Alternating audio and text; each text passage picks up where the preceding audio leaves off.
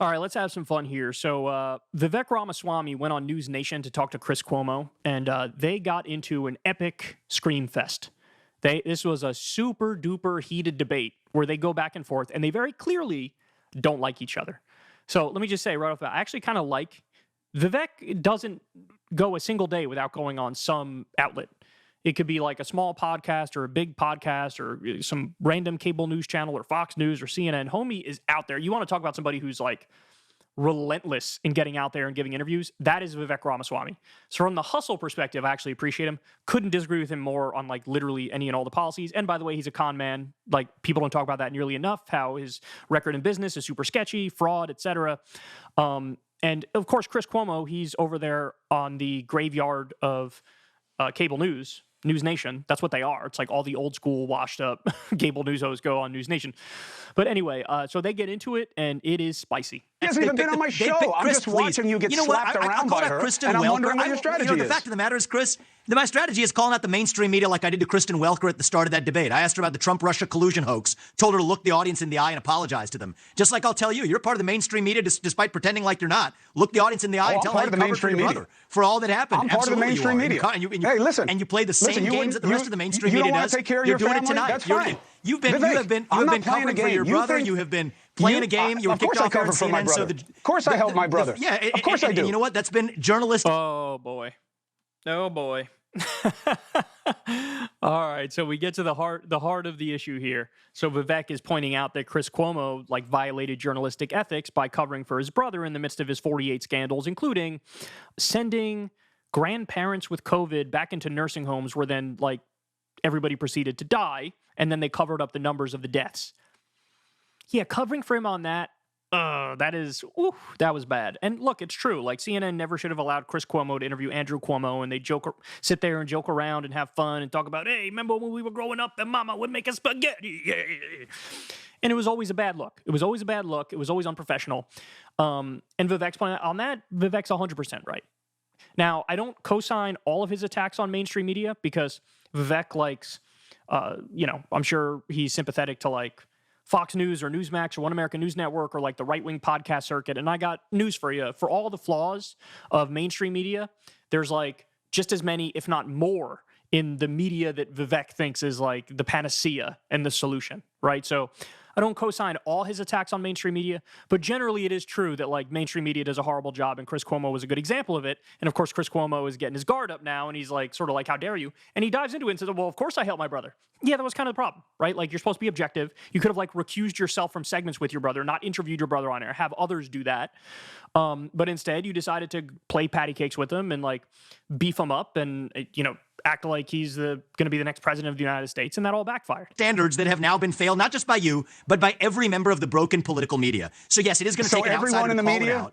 And you want to look at everyone in the media is responsible for covering for my brother? See what I'm saying? 90% you miss 90% of the media is colluding with respect to pushing one answer on the American public for the origin of COVID-19 to the Hunter Biden laptop story to now which people they decide they want to put up as their puppets to take on Donald Trump. What does any of that have to do? Fact of the matter. Look, Vivek, you can talk a lot. What it has to do with it is that mainstream media is setting the terms of the actual debates in this country. Okay?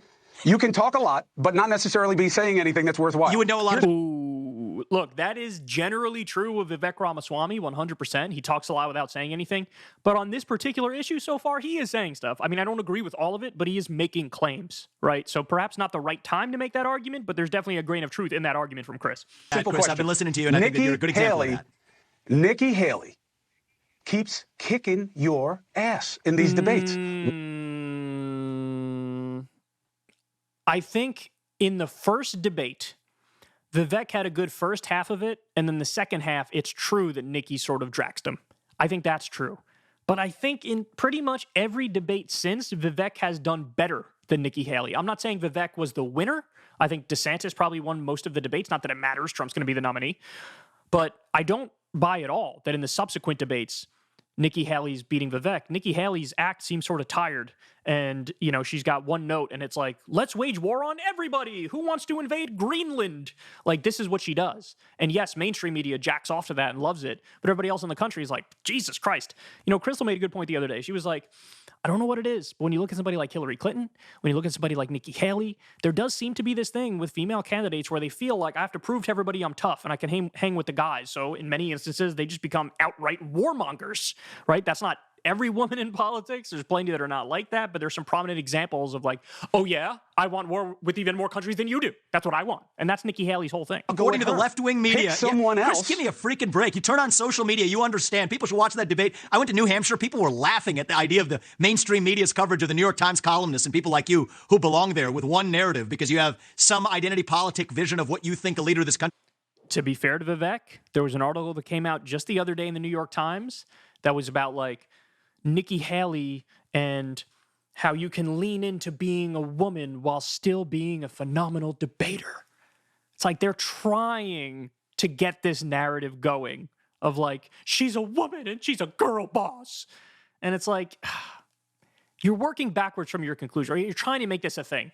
The respectable establishment Republican candidate who, you know, is the more serious one than Trump. And it's like, okay, I grant you that Nikki Haley probably, if she lost, would not try to do a literal coup like Trump did. But in terms of policy, she would even start more wars than Trump. So stop sucking her off like she's some sort of solution.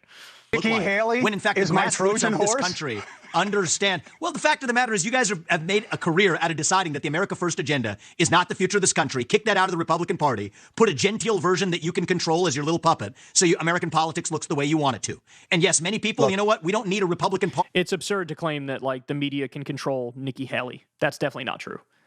Nikki Haley is a hardcore neocon, just down the line Reagan-like conservative. And the New York Times, they're like usually resistance liberal Democrats. And their identity politics sometimes leads them to make goofy arguments in favor of female Republicans or whatever. But there's not total alignment there, and the media cannot control Nikki Haley. Nikki Haley, I think, is way more insane than most people in mainstream liberal media. Leader who itself was a wholly owned subsidiary of Boeing, which itself is a wholly owned subsidiary of the Democratic Party, masquerading as a Republican. Vivek, so I there's do a think reason that she is beating you. I got to admit, I like it when Vivek goes after Nikki Haley for taking all this money from defense contractors and supporting every war, because I think that's just a good criticism. I think it's true. Is a problem. There's a problem for the last 6 weeks, and before that, it was the next 6 months before that. The fact of the matter is, we got one front runner in this race who's 60 points ahead of everybody. That's Donald Trump. That's the change that you got to figure out. Actually have a different leader. The change I'm going to figure out is you're not going to have a that leader generational if he wants to be the guy. in the GOP. He'll be the guy. Well, yeah, but all you're doing is playing. There's like a little bit of a lag between the two of them, between when they talk and when the other person can hear it. So they keep just talking over each other. I mean, they probably do it anyway, even if the timing was correct, but I think the timing's a little off and it's making it insufferable. To the divide, Vivek. You're not bringing anybody Chris, together. I'm not playing to you're the not divide. trying to bridge any gap. Nobody's reaching. You're Chris, playing a baby Trump game. On that point, Chris Cuomo is 100% right. Vivek's not bringing... He did this thing in his like launch video where he pretends like he's going to bring people together, sort of like a Republican version of Obama. But then he goes on to just like viciously smear anybody who disagrees with him and is a liberal or a leftist. You know, you guys remember he's like, we have to stop the religion of climatism. The religion of climatism. And then like the religion of identity politics or wokeness. And it's like, you say you want to bring people together. Really, you're interested in like straw manning the people who disagree with you and presenting the most caricatured version of what they believe so you can slap it down. So he's not bringing anybody together. And Cuomo's right. He's playing the baby Trump game. He's like, I will be the staunchest defender of Trump on the debate stage and try to like be there for if Trump goes down, then maybe they'll vote for me and I'll take his place. Or maybe Trump will give me a position in his administration or something. That is the game that he's playing. Cuomo was right about that. Review is if you're not actually interested in getting answers to hard questions. Stop being negative and attacking people and offer something to people that's positive and that promotes something. Okay. Yeah, no, look, Vivek is offering stuff. It's just shitty. So I don't think he's not offering stuff. I just think he's got bad policy goals. So anyway, I love this. This is a battle of very large ego dudes. And it's hard to decide who I dislike more because I'm really not a fan of either one. Hey, y'all, do me a favor and like and subscribe. It helps out big time in the algorithm. Click the bell as well for notifications when videos drop. And watch that video on screen right now. You know you want to.